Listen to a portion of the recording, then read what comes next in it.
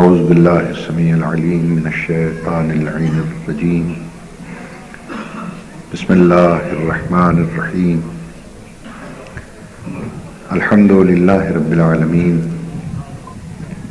والصلاة والسلام علی النبی الامی المکی المدنی الابتہ التہامی السید البہی والسراج المضی والکوکب الدری صاحب الوقار والسکینہ المدفون بأرض مدینہ ابی القاسم محمد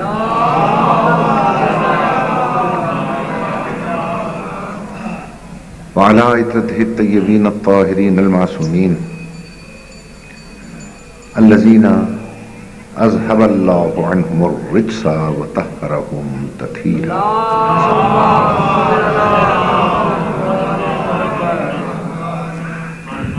اما بعد فقد قال اللہ تبارک و تعالی فی کلامہ المبین وهو اصدق الصادقین.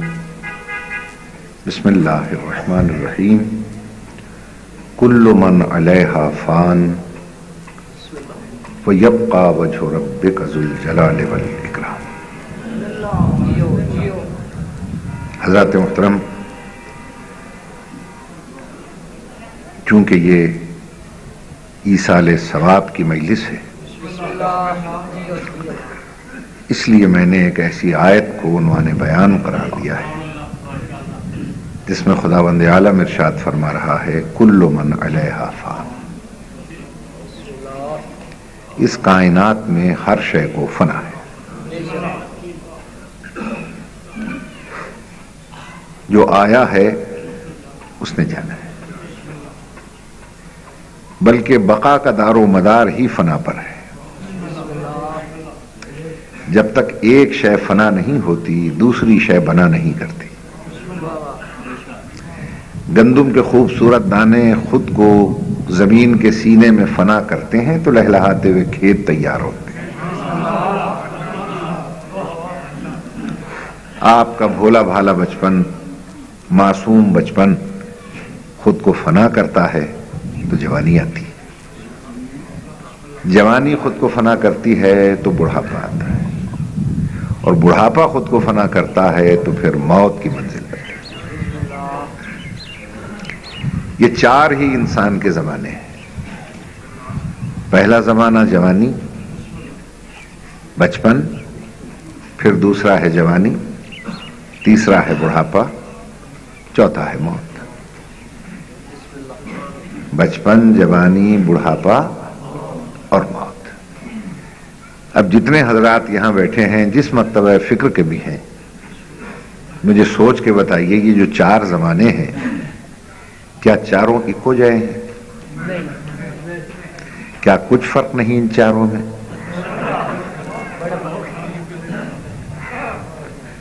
زیادہ سردی تو نہیں لگ رہی ہے آپ کو؟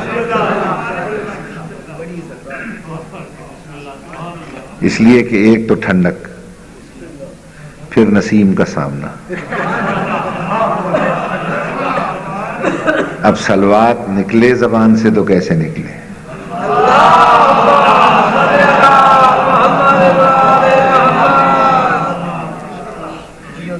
یہ جو چار انسان کے زمانے ہیں، ان چاروں میں پہلا ہے بچپن. اس پہلے کی پہچان کیا ہے؟ اس پہلے کی پہچان یہ ہے بات بات پہ رونا.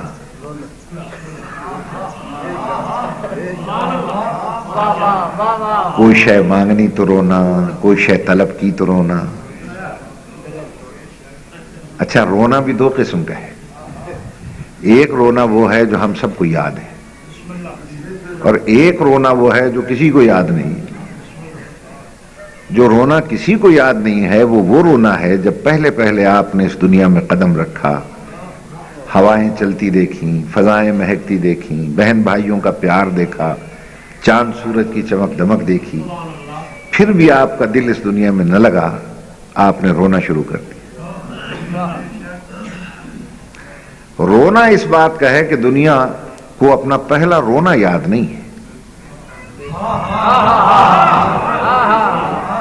اگر دنیا کو وہ پہلا رونا یاد ہوتا کبھی دنیا رونے کو برا نہ کہتی.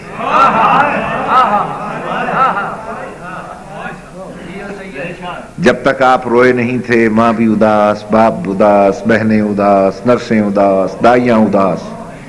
کیوں اداس ہو؟ کہ زندہ نہیں بچے گا. کیوں نہیں بچے گا؟ کہ رویا ہی نہیں. اور جب رونے لگ گئے مبارکبادیں شروع ہو گئیں.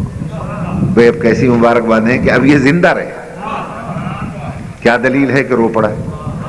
اس کا مطلب ہے دنیا میں آتے ہی ہر انسان نے رو کر یہ بتلایا کہ دنیا میں جینا جانتا وہی ہے جو رونا جانتا. جو رونا نہیں جانتا وہ دنیا میں جینا بھی نہیں جانتا. یہ وہ پہلا رونا ہے جب ہم اس دنیا میں آئے. ہمیں چپ کرانے کے لیے صرف اسلام بضابطہ حیات تھا کہ جس نے آپ کو 2 لوریاں سنوائیں. ایک کو اذان کہتے ہیں، ایک کو اقامت کہتے ہیں. روتے کو چپ کرانے کے لیے ایک کان میں اذان دی گئی، دوسرے کان میں اقامت کہی گئی. پہلی اذان اور اقامت ہے جس کے بعد نماز نہیں ہوئی. ورنہ اذان اور اقامت کا تو مطلب یہ ہوتا ہے کہ اقامت ہو جائے تو قد قامت الصلاۃ کہا، جماعت کے لیے کھڑے ہو گئے. مگر جب پہلی اذان اور اقامت آپ کو سنوائی گئی، اذان ہوئی، اقامت ہوئی، نماز نہیں ہوئی. اور جب ہم اس دنیا سے چل دیے، جنازہ اٹھا، جنازہ گاہ میں رکھا گیا، نہ اذان ہوئی نہ اقامت ہوئی، صرف نماز ہوئی.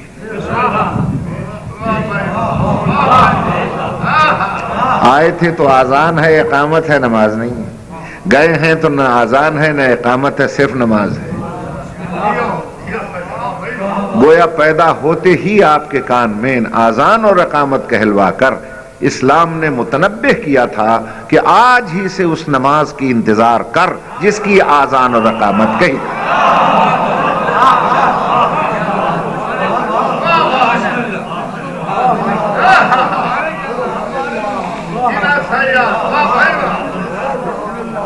بزرگان محترم، اللہ آپ کو سلامت رکھے، خدا آپ کو خوش رکھے، اور اللہ میرے برادر بھائی یعقوب خان کو اس سے زیادہ صلاحیتوں سے نوازے، اس سے زیادہ توفیق عطا کرے تاکہ یہ سلسلہ ان کی نسلوں میں قائم اور دائم رہے. میں کہنا یہ چاہتا ہوں آپ حضرات سے کہ اذان ہوئی، اقامت ہوئی، نماز نہیں. چل دیے، اذان بھی ہے، اقامت بھی ہے، نہیں ہے، نماز ہوئی. تو انسان کی یہ زندگی کا وقفہ کتنا مختصر ہے. یہ اتنا مختصر ہے زندگی کا وقفہ کہ جتنا اقامت اور اذان کے درمیان کا وقفہ ہو سکتا ہے. اب یہ زندگی کیسے گزاری جائے؟ اذان اور اقامت اور نماز کے درمیان کا وقفہ اللہ نے عطا کر کے آپ کو یہ بیدار کیا تھا کہ جتنا وہ مقدس وقفہ ہے اتنا ہی زندگی کا وقفہ مقدس رکھو. میری بات پہ غور فرما لیا آپ حضرات؟ آپ نے ماشاءاللہ بڑے خوبصورت لہجے میں، الفاظ میں قصیدے سنے. اب ذرا یہ 2-4 خشک باتیں بھی سن لیں.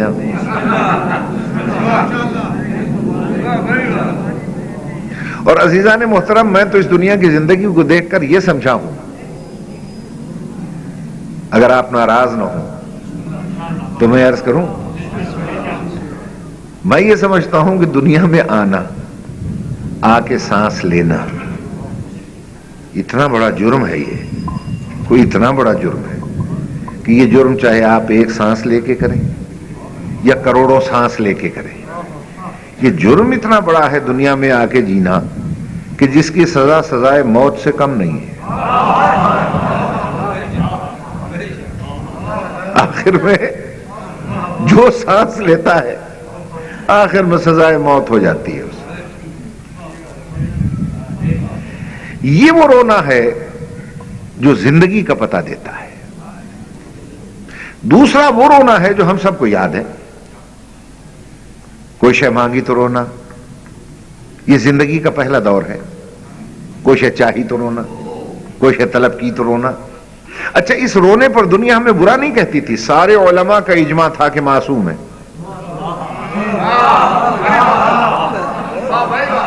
سب کہتے تھے معصوم ہے. جو رونا کم ہوتا گیا معصومیت ختم ہوتی گئی. معلوم ہوا رونا معصومیت کی نشانی ہے، رونا معصومیت کی دلیل ہے. اب ایسا نہ ہو ہماری یہ نوجوان بچے یہاں بیٹھے سن رہے ہیں، یہ گھر جائیں اور چولہے پر اماں کے پاس بیٹھ کے رونا شروع کر دیں، اور وہ بیچاری پوچھے کہ کیوں رو رہے ہو؟ کہ مولوی نے کہا تھا رونے سے معصومیت ملتی ہے. مگر یاد رکھنا، موقع ہوتا ہے. کسی موقع پر معصومیت ملتی ہے، بے موقع رونے پر جھڑکیاں بھی سننی پڑتی ہیں.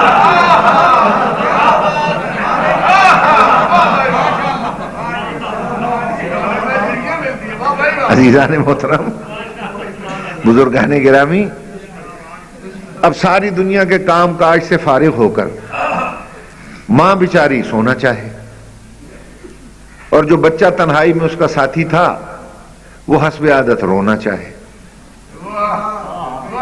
اب ماں کیا کرے بیچاری؟ ماں سمجھدار، بچہ نہ سمجھ. اب سمجھدار سونا چاہے، نہ سمجھ رونا چاہے، تو بولو کام کیسے چلے؟ توجہ ہے یہ نہیں ہے؟ تو پہلے وہ رونے والے کو تھپکیاں دے کے کہتی اللہ اللہ. رونے والے اللہ ہمارے ساتھ ہے، اسے یاد کر. ٹھیک ہے نا؟ اور جب پھر بھی دیکھتی ہے کہ وہ نہیں مانتا تو اپنے دوپٹے کا کبھی چوہا بنا کر، کبھی سانپ بنا کے ڈراتی ہے. میری بات پہ غور ہے یا نہیں؟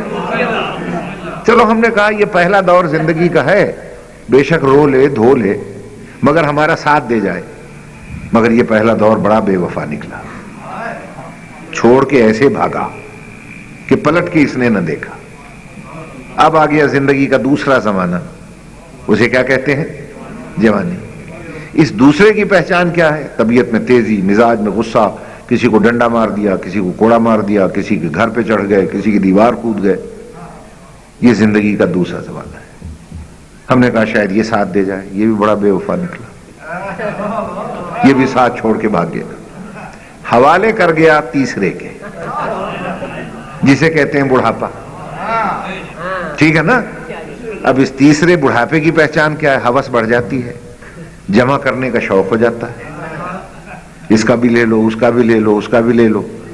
کسی بوڑھے کی الماری کھول کے دیکھیں، دنیا جہان کی چیزیں جمع کر لے گا، مگر اس تیسرے دور کی پہچان یہ ہے، کتاب کی جگہ تمباکو رکھ دے گا، تمباکو کی جگہ کلہاڑی رکھ دے گا، کلہاڑی کی جگہ جوتی رکھ دے گا. گویا اس تیسرے دور کی پہچان یہ ہے کہ جمع تو کر لیتا ہے، ترتیب بھول جاتا ہے، اسے یاد نہیں رہتا کہ کون سی شے کہاں رکھنی ہے. ہم نے کہا چلو بھی جیسا بھی ہے یہ ہمارا ساتھ دے جائے، مگر یہ بھی بڑا بے وفا نکلا، چھوڑ کے بھاگ گیا. حوالے کر گیا چوتھے کے، جسے کہتے ہیں موت. مگر وہ ایسا با وفا نکلا چوتھا کہ قبر میں ساتھ، حشر میں ساتھ، منکر نکیر کے وقت ساتھ، ملک الموت کے وقت ساتھ، کوثر و تسنیم کے وقت ساتھ. پہلے کو کسی نے نہ کہا بچپن برحق ہے، دوسرے کو کسی نے نہ کہا جوانی برحق ہے، تیسرے کو کسی نے نہ کہا بڑھاپا برحق ہے، چوتھے کو سب نے کہا موت.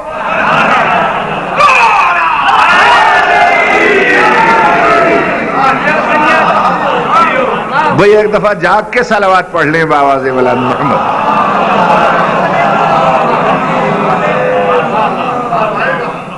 توجہ فرما لیا آپ حضرات نے؟ اسی لیے اللہ فرماتا ہے وہ چاہے بچپن ہے، چاہے بڑھاپا ہے، چاہے جوانی ہے، چاہے زندگی کا کوئی وقت ہے، کل من علیہا فان، ہر شے کو فنا ہے، ہر شے فانی ہے. اور بقا کسے ہے؟ وَيَبْقَى وَجْهُ رَبِّكَ ذُو الْجَلَالِ وَالْإِكْرَامِ. ہر شے کو فنا ہے مگر وجہ رب کو فنا نہیں. وجہ رب کو فنا نہیں. وجہ کسے کہتے ہیں؟ چہرہ. چہرے کو وجہ کیوں کہتے ہیں؟ چہرے کو وجہ اس لیے کہتے ہیں کہ اگر لاش پہ چہرہ نہ ہو تو شناخت نہیں ہوتی. ٹھیک ہے یا نہیں؟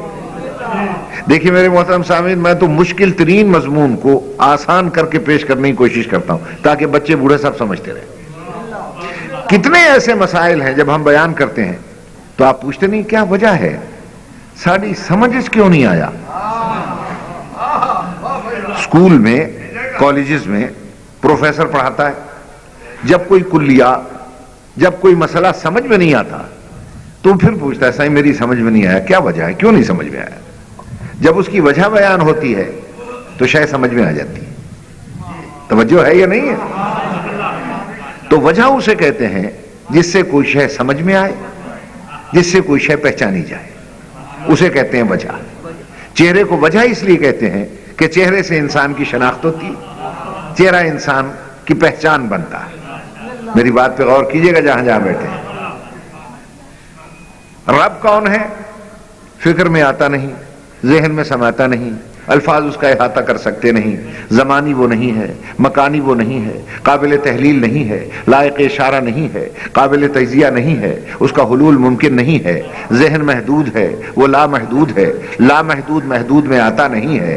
پھر کیسے پتہ چلے کہ وہ کون ہے؟ کیسے پتہ چلے کہ اس کی شناخت کیا ہے؟ بس جس سے اللہ پہچانا جائے اسی کو وجہ اللہ کہتے.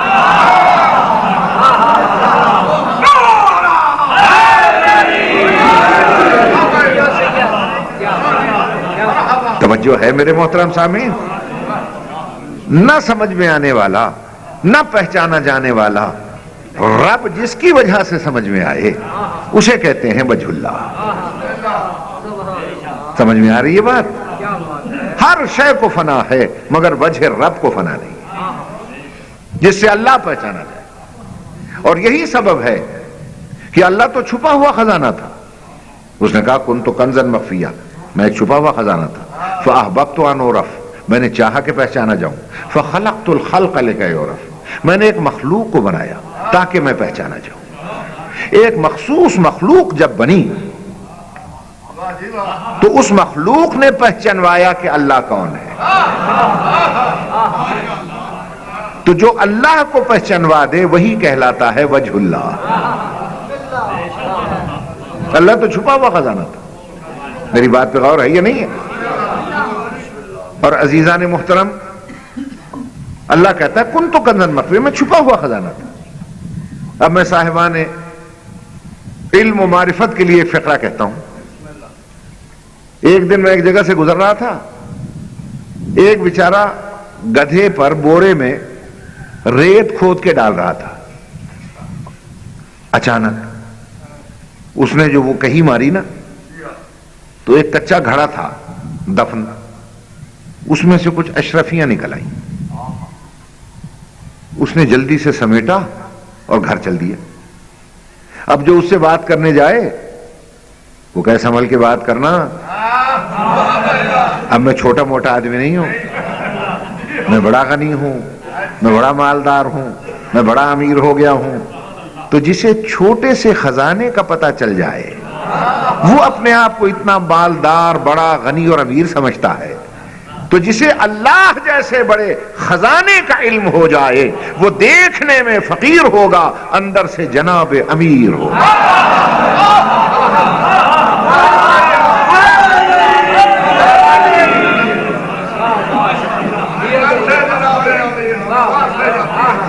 ایسا نعرہ لگائیں کہ سردی امام باڑے سے باہر بھاگ جائے.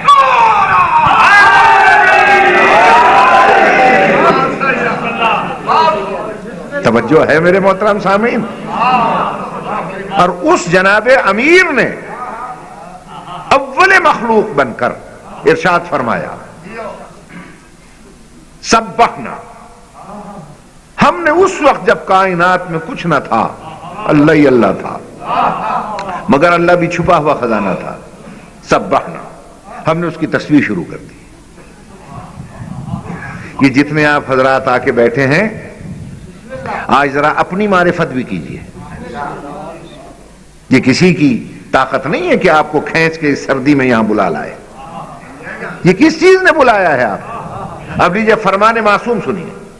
جب کائنات میں کچھ نہ تھا، صرف ہم ہی ہم تھے اور اللہ چھپا ہوا خزانہ تھا، معصوم فرماتے ہیں سبحنا، ہم نے اس کی تسبیح شروع کر دی. فَسَبَّحَ أَرْوَاحُ شِيَّتِنَا، ہماری تسبیح کو سن کر ہمارے شیعوں کی روحوں نے تسبیح شروع کر دی.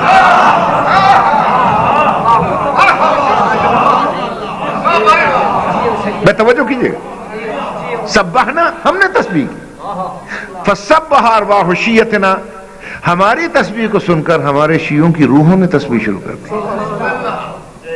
اور جب انہوں نے تسبیح شروع کی، ان کی تسبیح کو سن کر فَسَبَّحَتِ الْمَلَائِکَةُ، اب فرشتوں نے تسبیح شروع کر دی. اب دوسرا جملہ بھی سنیں. فَقَدَّسَنَا، ہم نے اس کی تقدیس شروع کر دی. فَقَدَّسَ أَرْوَاحُ شِيَّتِنَا، ہمارے شیعوں کی روحوں نے تقدیس شروع کر دی. فَقَدَّسَتِ الْمَلَائِکَةُ، اب ملائکہ نے تقدیس شروع کر دی. فرماتے ہیں سنو، بنا عرف اللہ، ہم سے اللہ پہچانا گیا. بنا عبد اللہ، ہم سے اللہ کی عبادت ہوئی. ولولا نحن، اور اگر ہم نہ ہوتے، ما عرف اللہ، اللہ کی معرفت ہی نہ ہوتی. ولولا نحن، اگر ہم نہ ہوتے، ما عبد اللہ، اللہ کی عبادت ہی نہ ہوتی. توجہ ہے یا نہیں ہے؟ اللہ تو سمجھ بھی نہیں آتا. اب قرآن کیا کہتا ہے؟ چلے قرآن کی آیت بعد میں سناتا ہوں. جب ہم بن گئے اور ہر طرف اللہ اللہ ہم نے شروع کر دی، اور ہمارے شیعوں کی روحوں نے اور فرشتوں نے تقدیس کی، یہ کائنات کیسے بنی؟ اب ارشاد فرماتے ہیں کائنات کیسے بنی. کتب اسمی علی العرش فاستقر، ہمارا نام عرش پہ لکھا گیا تو ٹھہر گیا.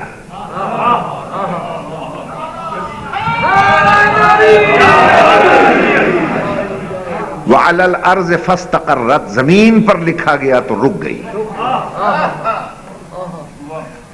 وعلی اللیل فدجا وعلی النہار فانارا وتبسم، ہوا پر لکھا گیا تو چلنے لگی، آگ پر لکھا گیا تو جلنے لگی، صبح پر لکھا گیا تو مچلنے لگی. پڑھے لکھوں سے پوچھ سکتا ہوں، جب تاثیر اس میں سامی یہ ہے تو اثر فیض گرامی کیا ہو؟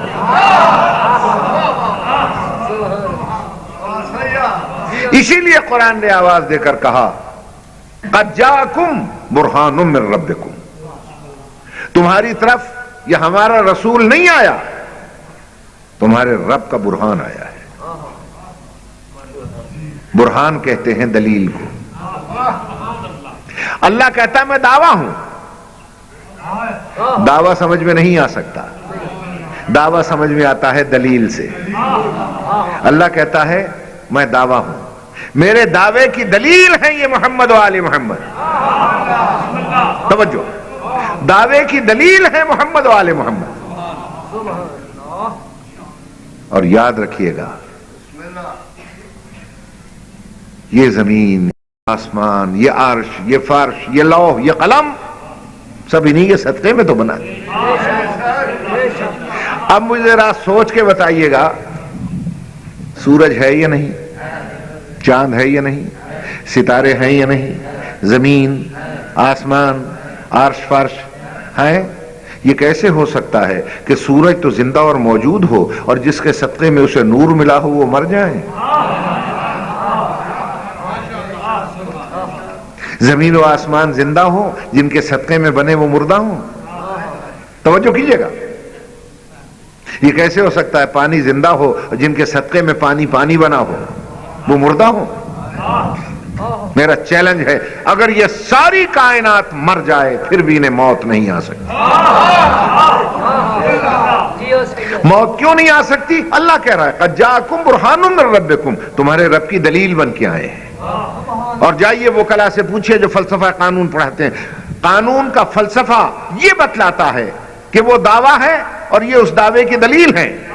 اور قانون یہ ہے کہ دعویٰ زندہ رہتا ہے تو دلیل پر، اگر دلیل مر جائے تو دعویٰ بھی مر جایا کرتا ہے۔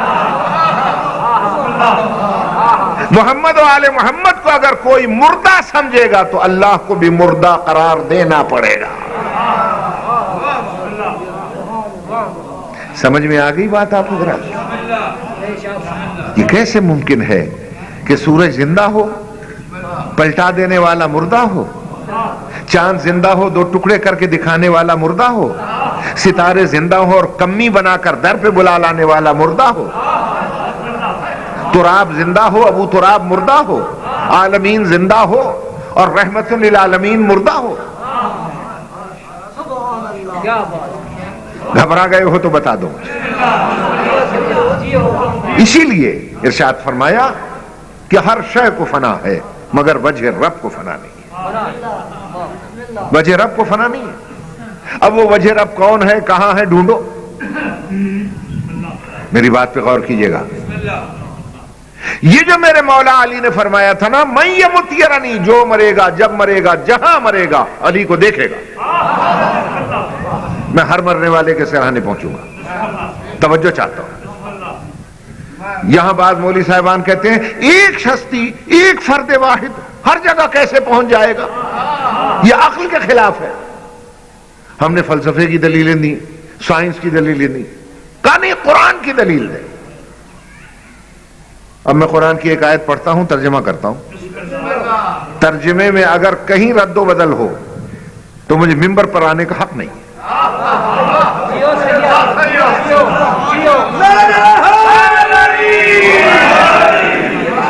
کہ یہ امیر المومنین نے کیسے کہا، میں جو مرے گا، جب مرے گا، جہاں مرے گا، مجھے دیکھے گا۔ کیسے دیکھے گا، کیسے دیکھے گا؟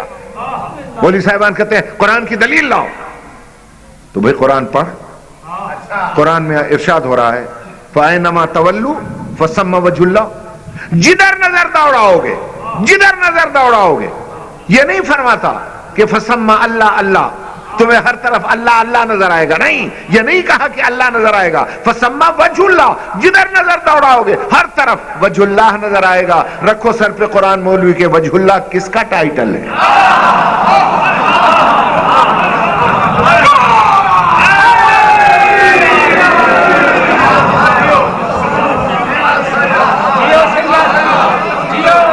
میری بات پہ غور ہے یا نہیں؟ یہ سوچنا ہی ہے بس ہے کہاں کہاں ہے علی، جہاں جہاں ہے حقیقت وہاں وہاں ہے علی۔ توجہ ہے یا نہیں ہے؟ یہ تو مسلمات میں سے ہے کہ قرآن مجید کے بارے میں ارشاد ہوتا ہے بالحق انزلناہ و بالحق نزل، قرآن کو حق نے اتارا، قرآن حق ہے اسے اتارا، حق کے ساتھ اتارا۔ قرآن حق، جہاں حق وہاں علی۔ جب قرآن حق، اللہ کہتا ہے الحق مع علی وعلی مع الحق، حق علی کے ساتھ ہے، علی حق کے ساتھ ہے۔ کہ یہ ہر مرنے والے کے سرانے کیسے پہنچے گا، یہ اللہ سے پوچھو یا رسول اللہ سے پوچھو، مولوی سے پوچھنے کی ضرورت ہی نہیں۔ انہوں نے فرمایا موت برحق، یہ تو انکار کرو، انکار کرو، موت برحق نہیں ہے، حق ہے۔ تو جب موت حق، الحق مع علی وعلی مع الحق، جہاں حق ہے وہیں علی ہے، جہاں حق ہے سوائے ضیاء الحق کے۔ نہیں سمجھ میں آ رہی یہ بات؟ عزیزو جہاں حق ہے وہیں علی ہے۔ سوال منکر و نکیر در قبر حق، الحق مع علی وعلی مع الحق۔ کوثر و سلسبیل و تسنیم بر حق، الحق مع علی وعلی مع الحق۔ میں کہتا ہوں نماز حق، توجہ، نماز حق، الحق مع علی وعلی مع الحق۔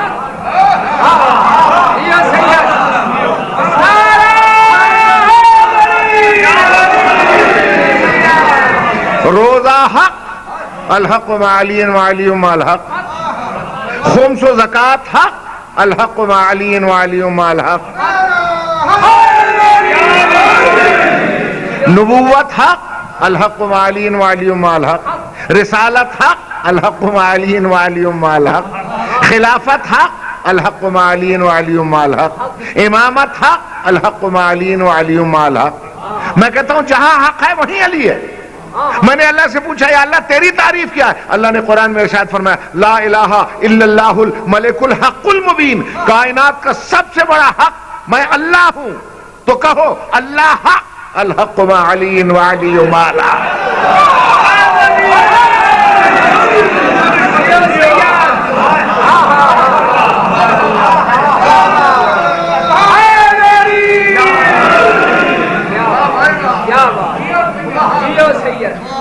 توجہ ہے میرے محترم سامع؟ جہاں حق ہے وہیں علی ہے. میں کچھ جانتا ہی نہیں اس کے سوا. بعض دفعہ ایسا ہوتا ہے کہ ہمارے بعض عزیز بعض بچے ایک سوال پوچھ لیتے ہیں اور وہ کہتے ہیں کہ صاحب آپ کے علماء نے یہ لکھا ہے کہ علی ولی اللہ نہ جزو کلمہ ہے نہ جزو آذان ہے. تو پھر کیا آذان حق نہیں ہے؟ کلمہ حق نہیں ہے؟ اور اگر علی حق ہے تو کیوں نہیں ہے جزو آذان؟ کیوں نہیں ہے جزو کلمہ؟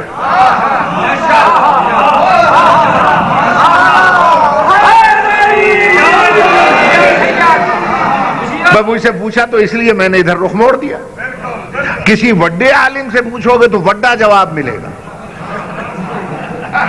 میں تو نکا جی عالم ہوں، چھوٹی چھوٹی باتیں جانتا ہوں کہ علی حق ہے، آذان بھی حق ہے، نماز بھی حق ہے، کلمہ بھی حق ہے، اقامت بھی حق ہے. تو پھر یہ جزو آذان کیوں نہیں؟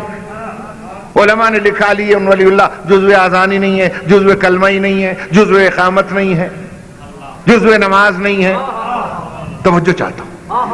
بات یہ ہے کہ ہمارے علماء، ہمارے مراجع، ہمارے مجتہدین، آپ کو معلوم ہے آپ ایک شاعر کے شعر کا مفہوم تو بتا نہیں سکتے، اور جو عالم علوم ربانیہ ہیں ان کی تحریریں آپ کی سمجھ میں کیسے آئیں؟ سمجھنے کی ضرورت ہے. توجہ ہے، سمجھنے کی ضرورت ہے، عقل اور فکر کی ضرورت ہے. توجہ چاہتا ہوں. مصیبت یہ ہے کہ ہمارے ممبر سے سمجھانے کا رواج ختم ہو گیا. اب اس کا میں کیا علاج ہے؟ اب تو ہمارا ممبر جو ہے وہاں سے چٹی گالیاں شروع ہو گئیں. جو علی کو یوں نہیں مانے گا وہ ہے، جو وہ نہیں مانے گا وہ یہ ہے. نہیں نہیں، علی تمہاری اس فکر سے بہت بلند ہے.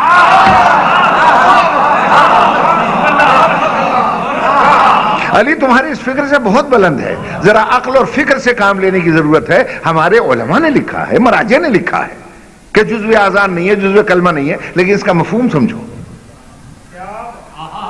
اس لیے کہ انہوں نے عالمانہ انداز میں لکھا ہے. علم کی اصطلاح میں، بھئی عالم کی تحریر کو سمجھے، علم کی اصطلاح میں، اور علم کی اصطلاح میں جز کسے کہتے ہیں؟ پہلے ذرا اسے سمجھیں. دیکھیے آج میں سمجھا رہا ہوں سینے پہ ہاتھ مار کے، کوئی تردید کر کے دکھا دے میں اس کے ہاتھ پہ بیعت کر لوں. دیکھیے جز کسے کہتے ہیں؟ جز کی تعریف یہ ہے کہ اگر کل سے الگ ہو جائے. کل باقی تو رہتا ہے مگر ناقص ہو جاتا ہے.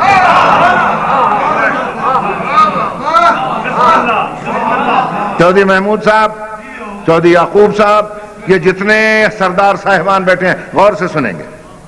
چونکہ نام میں ان دو کے جانتا ہوں اس لیے میں تیسرا نام ہی نہیں لیا میں نے. آپ سب کے لیے میں عرض کر رہا ہوں، یہ تو دونوں آپ کے نمائندے بیٹھے ہیں نا، یہ سمجھیں، آپ بھی سمجھیں. جز کی تعریف یہ ہے کہ اگر کل سے الگ ہو جائے، کل باقی رہتا ہے مگر ناقص ہو جاتا ہے. جیسے میں مثال دیتا ہوں، جیسے یہ ہاتھ میرے بدن کا جز ہے، خدا نہ خواستہ ٹوٹ جائے، جسم سے الگ ہو جائے، کل باقی تو رہے گا، ناقص ہو جائے گا. بھائی سمجھے؟ یہ آنکھ میرے بدن کا جز ہے، خدا نہ خواستہ ہے خراب ہو جائے، نکل جائے، کل باقی تو رہے گا، ناقص ہو جائے گا۔ توجہ ہے نہیں؟ کان میرے بدن کا جز ہے، اگر یہ بہرا ہو جائے یا کٹ جائے، کل باقی تو رہے گا، ناقص ہو جائے گا۔ توجہ ہے صاحب؟ تو جز کی تعریف سمجھ میں آئی؟ جز اسے کہتے ہیں کہ اگر کل سے الگ ہو جائے، کل باقی رہتا ہے مگر ناقص ہو جاتا ہے۔ لیکن اسی بدن میں ایک اور شے بھی ہے، اسے روح کہتے ہیں، روح کہتے ہیں۔ اگر روح نکل جائے، نہ کل رہے گا نہ جز۔ روح اگر نکل جائے، نہ کل رہتا ہے نہ جز رہتا ہے۔ جو علماء یہ لکھتے ہیں کہ علی ولی اللہ جزو آذان نہیں ہے، جزو کلمہ نہیں ہے، جزو نماز نہیں ہے، ان کا کہنے کا مقصد یہ ہے کہ اگر ہم جز بنا دیں اور یہ نکل جائے، کل باقی تو رہے گا مگر ناقص ہو جائے گا۔ وہ کہتے ہیں یہ جزو آذان اور اقامت نہیں ہے، علی ولی اللہ روح آذان اور اقامت ہے۔ یہ نکل گیا، کلمہ مردہ ہو جائے گا، اقامت مردہ ہو جائے گی، نماز مردہ ہو جائے گی۔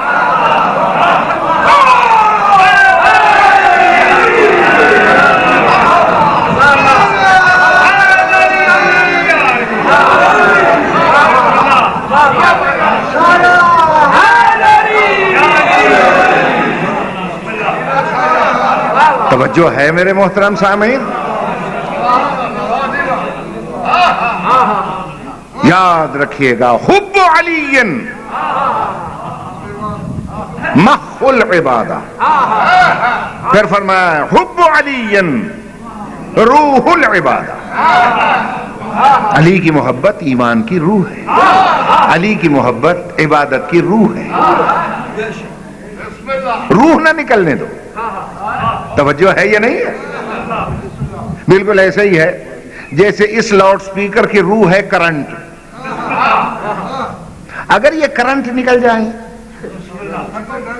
کام کرے گا؟ کیوں؟ روح نکل گئی، کیا کام کرے گا؟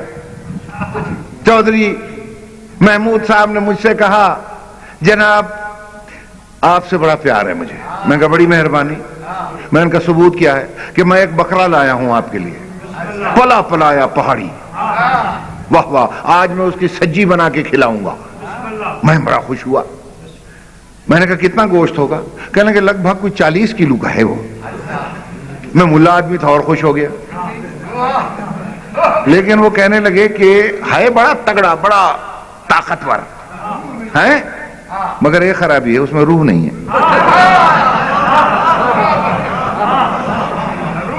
اس میں روح نہیں ہے۔ اب مجھے بتلا دیجیے میں کھا لوں گا اسے؟ کوئی سنی عالم بیٹھا ہو تو وہ فتویٰ دے، جب روح ہی نہیں ہے کھا جاؤں اسے؟ کوئی شیعہ بیٹھا ہو فتویٰ دے، روح نہیں ہے، حلال ہے وہ؟ نہیں ہے۔ تو یاد رکھنا جیسے بغیر کرنٹ کے سپیکر کسی کام کا نہیں ہے، اور بغیر روح کے بکرا حرام ہے، یاد رکھنا بغیر علی کی محبت کے عبادت حرام۔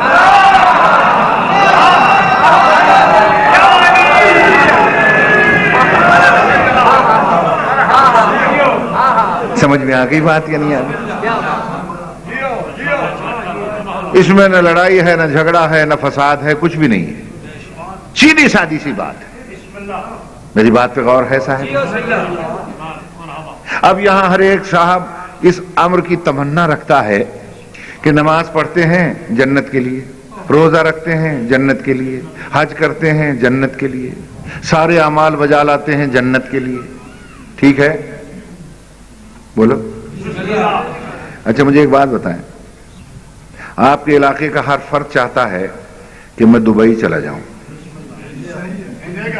ابو ظہبی، لندن چلا جاؤں، کوریا، امریکہ، کینیڈا، ٹھیک ہے نا؟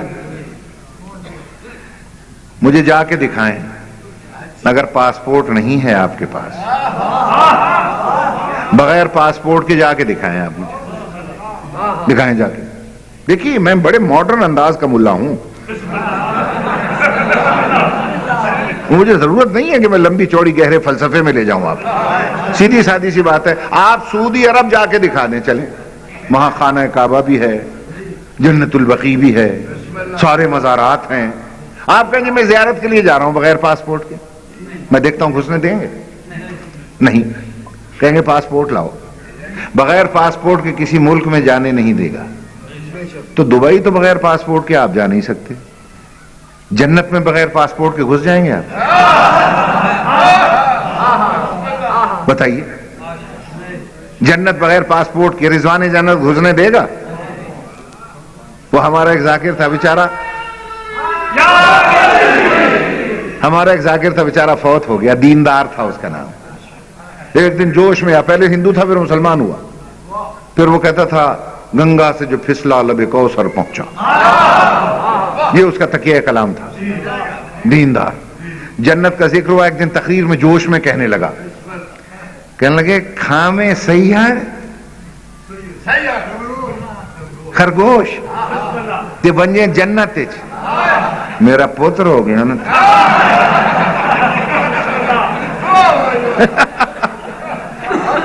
عجیب بات کی اس نے. وہ بیچارہ وہاں سے آیا تھا, اب اس کو تقریر کا یہی انداز تھا. میرے کہنے کا مقصد یہ ہے, پاسپورٹ کو عربی میں کیا کہتے ہیں؟ جواز. ٹھیک ہے نا, پاسپورٹ کے عربی کیا ہے؟ جواز. آپ کے پاسپورٹ میں لکھا رہتا ہے رقم الجواز. ٹھیک ہے نا. اب پورے فرامین رسول پڑھ لیں, جہاں جواز آئے سمجھ لو وہ جنت کا پاسپورٹ ہے. پڑھتے پڑھتے صرف ایک فرمان رسول پر نگاہ جا کے رک گئی, جہاں ارشاد فرماتے ہیں حب علی جواز للجنہ.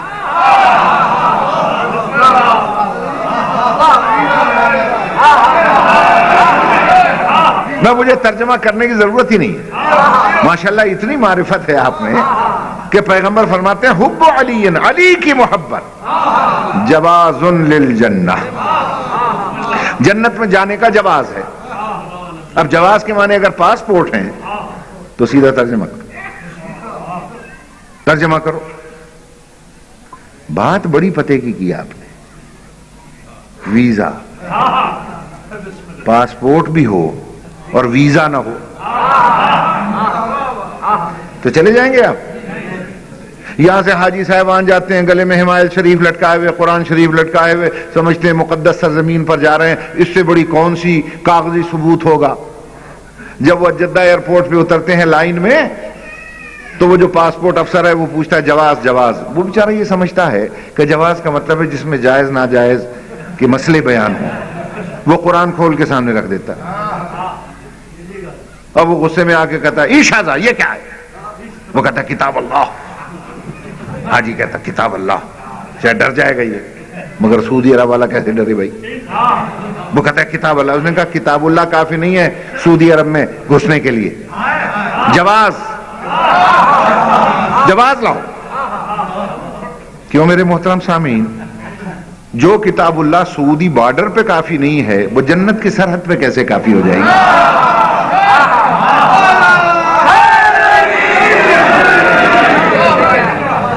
اب وہ کہتا ہے جواز جواز. وہ بیچارہ ساتھ والے سے پوچھتا ہے کی ہوتا ہے جواز؟ میں نے کہا بابا پاسپورٹ. اچھا پاسپورٹ منگتا ہے. اس میں ڈالا فتوئی میں ہاتھ, کھینچ کے نکالا پاسپورٹ, یہ لو. اب اس نے دیکھنا شروع کیا, پاسپورٹ افسر نے 1 ورقہ 2 ورقہ 3 ورقہ. اس نے کہا پاسپورٹ تو ہے, وین تاشیرہ, ویزا کدھر ہے؟ ویزا. اس نے کہا وہ کی ہوندا. اس نے سمجھایا کہ ہمارا ایک نمائندہ تمہارے ملک میں رہتا ہے, وہ ہمارا سفیر ہے, جب تک اس کے دستخط تحریر اور مہر نہ ہو ویزا نہیں ملے گا تو سعودی عرب میں جا نہیں سکتا. تو تیری سمجھ میں بات نہیں آئی کہ سعودیہ والا تو بغیر ویزے کے گھسنے نہیں دیتا, تو جنت میں کیسے گھس جائے گا؟ علی کی محبت کا پاسپورٹ تو ہر مسلمان کے پاس ہے. سنی بھی کہتا ہے علی کو مانتا ہوں, شیعہ کہتا ہے علی کو مانتا ہوں, اہل حدیث کہتا ہے ہم بھی علی کرتے ہیں, اور جناب وہابی کہتا ہے ہم بھی علی کو مانتے ہیں. ماننے والے تو سارے ہیں. جب سارے ہی ماننے والے ہیں علی کو تو علی کی محبت کا پاسپورٹ تو سب کے پاس ہوگا. تو کیا سب جنت میں چلے جائیں گے؟ نہیں. رضوان جنت پوچھے گا ویزا کدھر ہے بھائی؟ ویزا. وہ کیا ہوتا ہے؟ وہ کی ہوندا ہے. وہ اس وقت کہے گا کی ہوندا ہے, تیری سمجھ میں نہیں آیا. جنت کا ایک نمائندہ تمہاری دنیا میں ہمیشہ رہا ہے، جب تک امام زمانہ کی تحریر دستخط کا ویزا نہیں ہوگا تو جنت میں گھس نہیں سکتا۔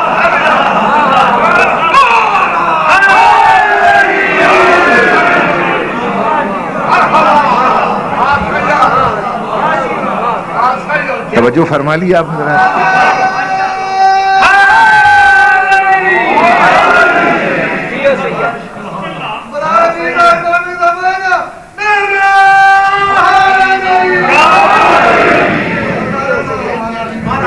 توجہ ہے میرے محترم سامنے؟ اور اللہ کا فضل ہے، ہمارا ویزا دینے والا افسر ہمارا 12واں امام ہے۔ فرق یہی ہے باقی دنیا میں، کسی سے پوچھو بھئی تمہارے امام کون تھے، وہ کہے گا فلاں ہمارے امام رحمت اللہ علیہ تھے۔ آپ بچے سے پوچھیں، بوڑھے سے پوچھیں بھی تمہارا امام، وہ کہے گا اللہ کے فضل سے ہمارا امام ہے۔ آج پوچھو گے تو ہے، کل پوچھو گے تو ہے۔ بھئی کہاں ہے؟ کہ پردہ غیبت میں۔ پردہ غیبت میں، غیبت سمجھ میں نہیں آتی۔ وہ کہتا کیسے سمجھ میں آئے؟ تو ہمارے پاس آؤ تو ہم تمہیں سمجھائیں۔ کون ہے وہ ہمارا امام غائب؟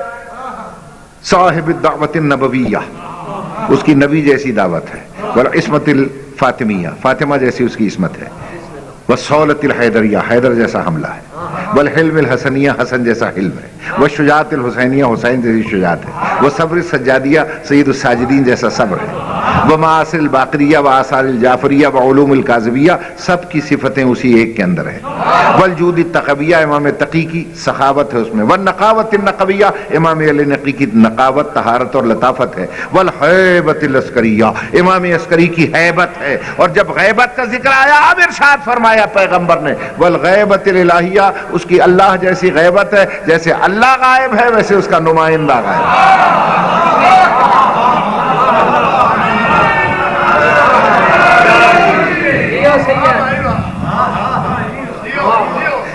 توجہ فرمائی آپ نے؟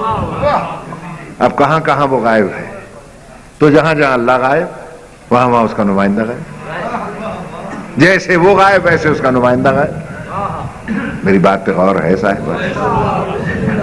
بس میں نے بڑی زحمت دے لی آپ کو، کافی وقت لے لیا میں نے، چونکہ ایصال ثواب کی مجلس تھی اس لیے میں نے اتنی زحمت دے دی آپ کو۔ عزیزان محترم، اللہ آپ کو سلامت رکھے اور خدا آپ کو اپنے حفظ و امان میں رکھے۔ اور جب قیامت کا دن ہوگا اور ساری دنیا کھڑی ہوگی اور جنت میں جانے کے لیے تیار ہوگی، اچانک آواز آئے گی قیامت والو آنکھیں بند کر، قیامت والو سروں کو جھکا لو۔ ہماری مجال نہیں ہوگی، ہم پوچھیں کیوں؟ انبیاء پوچھیں گے جبریل کیا بات ہے؟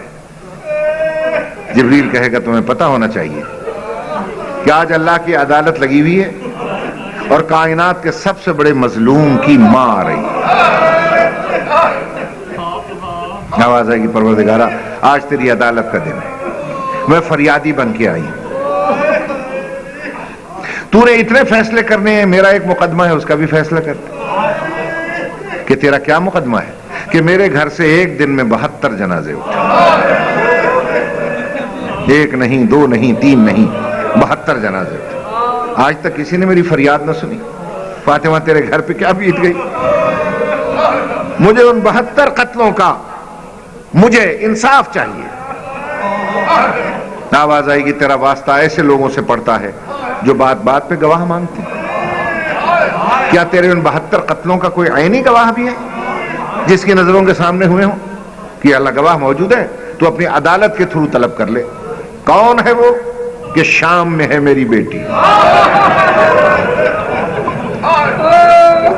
وہ سر پہ قرآن رکھ کے فریاد کرتی ہے، اس کی فریاد کو کسی نے نہ سنا، اس کے سامنے 72 قتل ہوتے رہے۔ حکم ہوگا حورو جاؤ، جاؤ شام سے نوری محمل پر بٹھا کر گواہ کو لے آؤ۔ اب آئے گی قیامت میں قیامت، جب دنیا دیکھے گی حوریں خالی آ گئیں، فرشتے خالی آ گئے، اللہ نے پوچھا کیوں گواہ نہیں آیا؟ کہ گواہ نے آنے سے انکار نہیں کیا۔ پھر آیا کیوں نہیں؟ کہ آنے کی ایک شرط لگا دی، اللہ سے کہو آج میں سب سے بڑے حقیقی دربار میں جا رہی ہوں، اس سے پہلے بھی میں درباروں میں جا چکی ہوں، آج میں تیرے دربار میں نوری محمل پہ نہیں آؤں گی، میں یوں آنا چاہتی ہوں جیسے شام کے بازار میں گئی تھی، یوں آنا چاہتی ہوں جیسے کوفے کے بازار میں گئی تھی۔ کیا اس طرح میرا آنا قبول ہے؟ شام کے بازار میں کیسے گئی تھی؟ بندھے ہوئے ہاتھ، کھلا ہوا سر، آگے آگے مہاری زین العابدین۔ اور عزیزو، ہمارے دلوں میں جو چیز زخم ڈالے ہوئے ہے وہ یہ ہے، سینکڑوں میل کے اس رستے میں غیر مسلموں نے پہچانا، کلمہ پڑھنے والوں نے نہ پہچانا۔ خدا کی قسم روایتیں موجود ہیں، ایک چرچ کے سامنے سے جو گزری یہ شہزادی، تو اس میں سے ایک راہبہ نکلی، راہبہ عیسائیوں کی مقدس عورت، بوڑھی خاتون، اس کے پیچھے پیچھے باقی راہبائیں بھی تھیں۔ اس نے کہا کہ یہ قیدی جا رہے ہیں، جناب مریم اور عیسیٰ کا فرمان ہے کہ قیدیوں سے ان کی تمنا پوچھ لیا کرو، اور ذرا چلیں قیدیوں سے پوچھیں شاید کسی شے کی ضرورت ہو۔ عیسائی عورتیں پیچھے پیچھے، وہ راہبہ آگے آگے۔ اچانک اس کی نظر سروں پہ پڑی، نیزے پہ چڑھے ہوئے سر۔ روایت کا جملہ یہ ہے، ایک ایک سر کو دیکھتی گئی اور کہتی گئی ذرا اسے دیکھنا، ذرا اسے دیکھنا، ذرا اسے دیکھنا، اور اس کی آنکھوں میں آنسو آ گئے۔ اس نے دو سر دیکھے، ایک تازہ تازہ پھول تھا، ایک 14ویں کا چاند تھا، ریشمی زلفیں نیزوں سے بندھی ہوئی۔ روایت کے فقرے یہ ہیں، جو پھول تھا وہ کملایا ہوا تھا، اور جو 14ویں کا چاند تھا اس کی نگاہیں پھول پہ لگی ہوئی تھی۔ وہ نیچے آئی نیزے کے، اور اس نے عیسائی عورتوں سے کہا میں دعا کروں آمین کہنا۔ سب نے دعا کے لیے ہاتھ اٹھائے، اور وہ چھوٹے سر کو دیکھ کے کہنے لگی ایھا الہلال، او پہلی کے چاند، او پہلی کے چاند۔ بڑے سر کی طرف دیکھ کے کہتے ایھا البدر تمام، او 14ویں کے چاند، او 14ویں کے چاند۔ میں دعا کرتی ہوں تمہارے نیزے پر چڑھنے سے پہلے تمہاری ماں مر گئی، اللہ کرے تمہاری ماں کو موت آ گئی ہو۔ اچانک محمل سے آواز آئی، نہیں بی بی، یہ رباب کا نور نظر ہے، یہ لیلا کا نور نظر ہے، دونوں مائیں ساتھ ساتھ چل رہی ہیں۔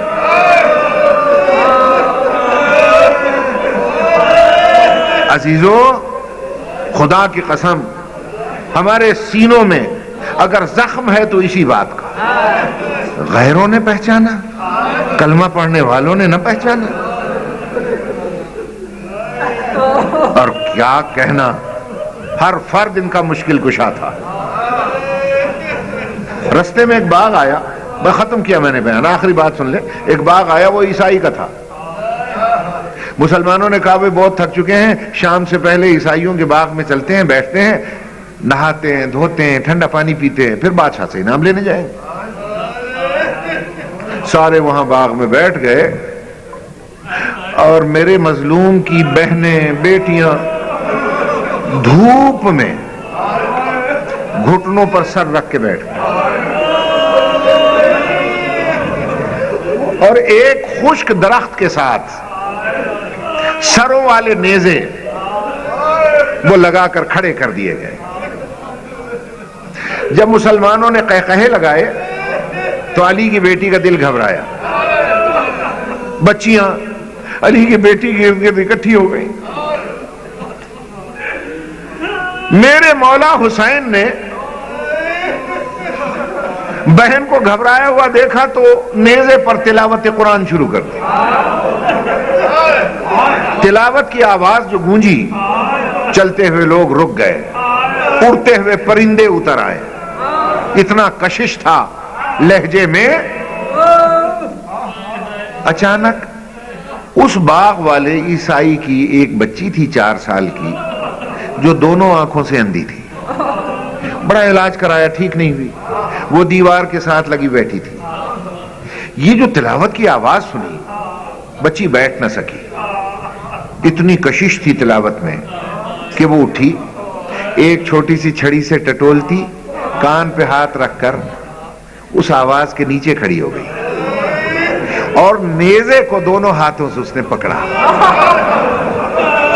جیسے ہی پکڑا، شہید اعظم کی کٹی ہوئی گردن سے خون شفا کا قطرہ اس کی آنکھ میں گرا۔ اس نے ایک آنکھ کو ملا، پھر وہی ہاتھ دوسری آنکھ میں ملا، ہاتھ ہٹایا تو نظر بحال ہو گئی۔ وہ گھبرا کر کہنے لگی، یہ کون ہے؟ یہ نیزے پہ ہے کون؟ نہ دھڑ ہے نہ ہاتھ ہے، سر نو کے نیزہ پہ ہے، زلفیں بندھی ہوئی ہیں، پورا چہرہ زخم، خون، ریت سے اٹا ہوا ہے، اور تلاوت ایسی کرتا ہے۔ دیکھتے دیکھتے اس کی نظر اس کے نیچے پڑی، حلقے میں بیٹھی ہوئی عورتیں جو رو رہی تھی کہنے لگی، میں نے دیکھا نورانی چہرے، ماتھے پر محراب، جو ان کی سب سے بڑی خاتون تھی میری شہزادی، اس کے قدموں میں بیٹھ گئی، قدموں میں ہاتھ رکھ کے کہتی، بی بی آپ کیوں روتی ہیں؟ بی بی آپ کیوں روتی ہیں؟ بڑے حوصلے سے آخری جملہ، آپ کیوں روتی ہیں؟ اگر آپ کو کوئی تکلیف ہے آپ اس سے کیوں نہیں کہتی؟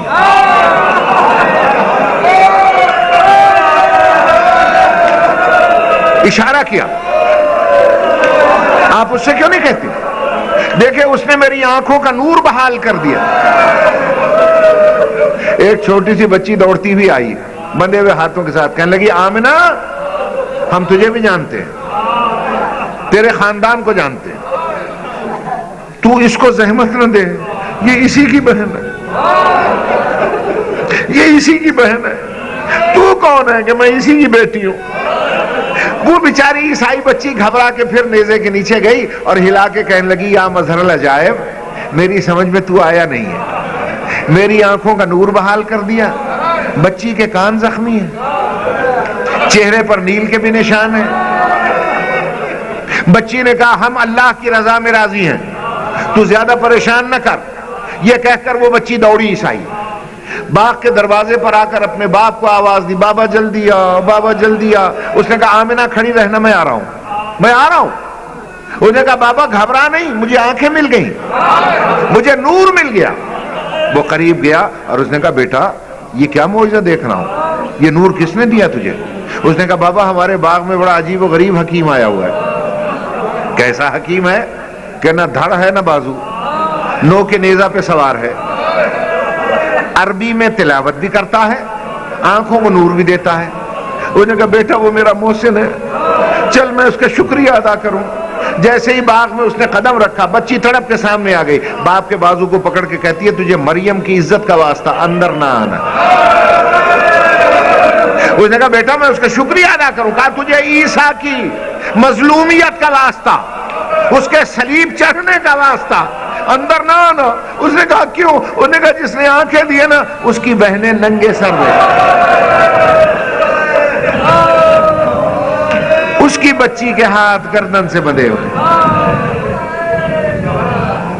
الہی عبیدک بفنائک وسائلک بفنائک وفقیرک بفنائک، الہی لک یرحب المترحبون والیک اخلص المقبلون۔